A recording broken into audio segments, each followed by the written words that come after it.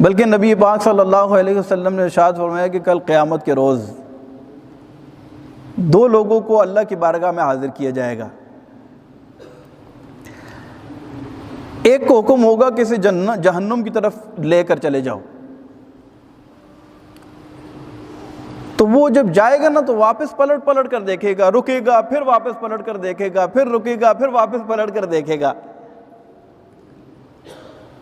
تو اللہ تبارک و تعالیٰ ارشاد فرمائے گا اسے ہماری بارگاہ میں دوبارہ لے کر کے آؤ۔ جب دوبارہ لایا جائے گا نا، پوچھا جائے گا تو بار بار پلٹ کر کیوں دیکھتا تھا؟ تو وہ کہے گا میرے مالک، ہم نے تو دنیا میں تیری رحمت کے بڑے تذکرے سنے تھے، آج جب مجھے جہنم کا حکم مل رہا ہے نا تو میں پلٹ کر دیکھتا ہوں کہ تیری رحمت کو کس وقت جوش آتا ہے۔ تو اللہ تبارک و تعالیٰ ارشاد فرمائے گا میرے اس بندے کو بخش دو اور جنت میں داخل کر دو۔ اچھا، ایک اور بندے کے بارے میں حکم ہوگا کہ اس کو دوزخ میں ڈال دو، یہ گناہگار ہے، پاپی ہے، تو وہ دوڑ پڑے گا دوزخ کی طرف۔ تو اللہ تبارک و تعالیٰ ارشاد فرمائے گا اس کو ہمارے پاس لے کے آؤ۔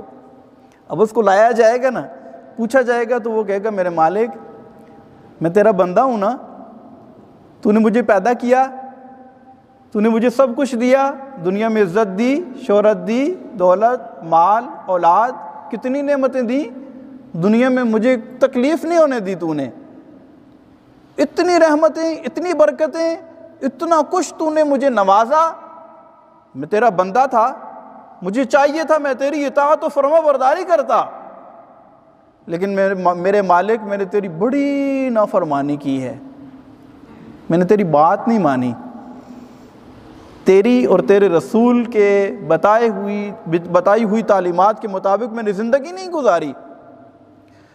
تو دنیا میں جب ایک نہیں مانی تو میں نے کہا میرا ہے تو رب، تو اب جب اس نے حکم دیا ہے دوزخ میں جانے کے لیے تو چلو میں اس کا یہ حکم دوڑ کے پورا کروں۔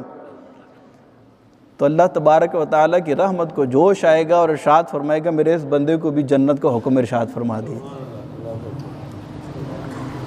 تو اس کی رحمت بہت وسیع ہے، بہت وسیع ہے، اور اس کی رحمت پکار کر کہتی ہے۔ بلکہ روایات میں یہاں تک آتا ہے کہ اللہ تبارک و تعالی نے اپنے بندے سے بہت زیادہ پیار فرماتا ہے۔ ٹائم ہمارا تقریباً ختم ہونے والا ہے اس عنوان سے انشاءاللہ، کیونکہ آگے رحمت ہی رحمت کی باتیں ہیں، بخشش ہی بخشش کی باتیں ہیں، عنایات کی باتیں ہیں، نوازشات کی باتیں ہیں، اور ان قریب رمضان شریف کا مہینہ بھی شروع ہونے والا ہے، تو انشاءاللہ بہاریں ہی بہاریں ہیں۔ اللہ ہمیں صحت و عافیت کے ساتھ رمضان کا مہینہ نصیب فرمائے۔ اللہ کرے ہماری اس کرونا سے بھی جان چھوٹ جائے، اور جو حالات ہیں ہماری مسجد میں، اللہ کرے ہماری مسجدیں بھر جائیں، اور مسجدوں کے اندر جو ہے وہ پہلے کی طرح جو ہے یہ رونقیں لگ جائیں۔ اللہ تبارک و تعالی ہم پر رحم و کرم فرمائے۔ تو وہ جو ہے اللہ تبارک و تعالی اپنے بندے سے اتنا پیار کرتا ہے، اپنے بندے سے اتنا پیار کرتا ہے جس کا ہم تصور بھی نہیں کر سکتے۔ ماں اپنے بچے سے کتنا پیار کرتی ہے، ماں، بلکہ میں کہتا ہوں کہ شاید ہم یہ کہیں کہ دنیا میں اب کوئی بھی چیز خالص نہیں رہی، کوئی بھی چیز خالص نہیں، کہتے ہیں نا ہم یار کوئی جو بھی چیز مارکیٹ میں لینے کے لیے جائیں تو وہ اس میں شک ہوتا ہے کہ یار اس میں کوئی نہ کوئی گڑبڑ ہوگی، لیکن ماں کا پیار وہ چیز ہے کہ جو اب بھی 100% خالص ہے۔ ماں اور باپ جو اپنے بچے سے پیار کرتے ہیں نا، اس میں کسی طرح کی لالچ نہیں ہوتی۔ اس کی مثال میں آپ کو یوں دوں گا کہ جن کے بچے اپاہج ہوتے ہیں، اسپیشل ہوتے ہیں، معذور ہوتے ہیں، ان کو پتہ ہے کہ یہ بچہ ساری زندگی ہمیں کوئی فائدہ نہیں دے سکتا، لیکن ماں باپ کیا کرتے ہیں، اس بچے کو اٹھا کے پھینک دیتے ہیں ڈھیر پہ۔ ڈاکٹر کو کہتے ہیں اس کو ٹیکہ لگا دو یہ مر جائے، کہتے ہیں نہیں نا، ساری زندگی اگر وہ گوشت کے لوتھڑے کی طرح ہے تو پھر بھی ماں اسے اٹھا کے پھرتی ہے، بوڑھی ہو جاتی ہے لیکن اس بچے کو پھینکتی نہیں ہے، حالانکہ ان کو پتہ ہے کہ اس سے ہمیں کوئی فائدہ نہیں ہے۔ تو ماں اور باپ کی محبت بے لوث ہوتی ہے، یہ بات ذہن میں رکھیے گا، اور خالص ہوتی ہے۔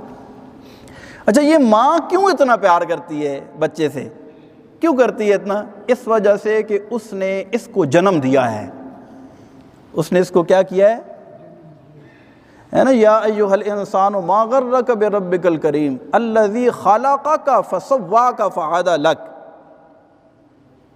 جس نے جنم دیا ہے وہ اتنا پیار کرتی ہے، اور جس نے خلق کیا ہے وہ کتنا پیار کرتا ہوگا، جس نے بنایا ہے وہ کتنا پیار کرتا ہوگا۔ اسی لیے کہا الذی خلقک فسواک فعدلک، اے بھاگے ہوئے انسان، یا ایھا الانسان ما غرک بربک الکریم، تجھے کس چیز نے دھوکے میں ڈالا ہوا ہے، اس رب کریم کی بارگاہ میں آ جا، تجھے کچھ نہیں کہا جائے گا۔ کیوں؟ الذی خلقک، اس وجہ سے کہ اس نے تجھے پیدا کیا ہے، تو اس کی بارگاہ سے تو بھاگے گا۔ تیری وحشتوں سے اے دل مجھے کیوں نہ آر آئے، تو انہی سے دور بھاگے جنہیں تجھ پہ پیار آئے۔ تو ادھر کیوں نہیں آتا جو تجھ سے 70 ماؤں سے زیادہ پیار کرتا ہے، ادھر ادھر تو ٹھوکریں کھاتا ہے اور در بدر جو ہے وہ جاتا ہے۔ تو جب رب کی بارگاہ میں آئے گا تو انشاءاللہ تجھے دیکھیں کتنا پیار ملے گا اور کتنا تجھے انعام ملے گا، اور اللہ تبارک و تعالیٰ اتنا خوش ہوتا ہے جب اس کی بارگاہ میں کوئی آ جاتا ہے۔ اللہ تبارک و تعالیٰ ہم سب پر رحمت کی نظر فرمائے، اور یہ آنے والی شب برات عشاء کی نماز جماعت کے ساتھ پڑھیں، فجر بھی جماعت کے ساتھ پڑھیں۔